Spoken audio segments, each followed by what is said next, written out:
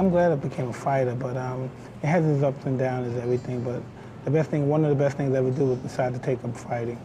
Michael Gerard Tyson was born in Brooklyn, New York on June 30th, 1966. As a young boy, he was a tough street hustler who landed in reform school after being arrested more than 30 times. Mike Tyson's life as an early child was very sad. He had an absentee father.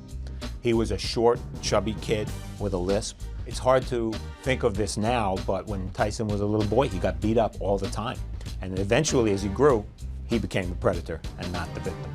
He ended up in reform school, and Customato took him in when he got out of reform school, and the plan all along was, Mike Tyson, we want to get you in a position where you can win a championship at a very young age. At 16, Tyson won the Junior Olympic gold medal and still holds the record for fastest knockout. At 19, he won his first professional fight, but that same year, he lost his trainer, Customato. Customato had a huge effect on Mike Tyson because Mike's mother died when he was 16 years old.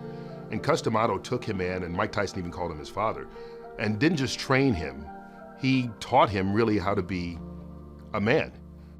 On November 22nd, 1986, Tyson was only 20 years old when he won the WBC Heavyweight Championship. 1 year later, he became the first heavyweight to hold all 3 major boxing belts. In the old days in boxing, there was one heavyweight champion, so it was very easy to identify him. Unfortunately, there's been a proliferation of champions, and when Mike Tyson unified all 3 belts, that was the first time the heavyweight championship had been unified in quite a while. At that point in time, not only was Tyson the only heavyweight champion, but he was the #1 boxer pound for pound in all of boxing. From 1988 to 1991, Tyson's personal turmoil escalated until he was convicted of rape in Indianapolis and sent to prison. Mike Tyson had a whole bunch of problems.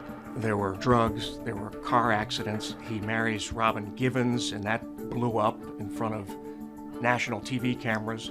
He just couldn't get his life together. He got charged with rape in Indianapolis, ended up going to prison. I think without Customato as his guide, Mike just went every direction possible. He lost complete focus, and I think it really did him in. After serving 3 years in prison, Tyson became the WBA heavyweight champ, but lost the title to Evander Holyfield. The incredible rematch between the 2 fighters caused national headlines. In the Tyson-Holyfield rematch, Tyson was very frustrated from butts that were happening, and when he bit Holyfield on the ear, a lot of people were looking at each other like, what just happened? I knew from my ringside seat exactly what had happened. And what's amazing is that he was allowed, before being disqualified, to do it again. The fact that Mike Tyson bit somebody's ear, and not only bit it, but tore off part of it and left it on the mat, it was unbelievable.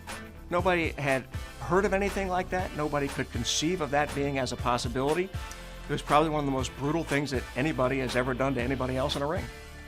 In his lifetime, Tyson earned an estimated $350 million, but filed for bankruptcy in 2003.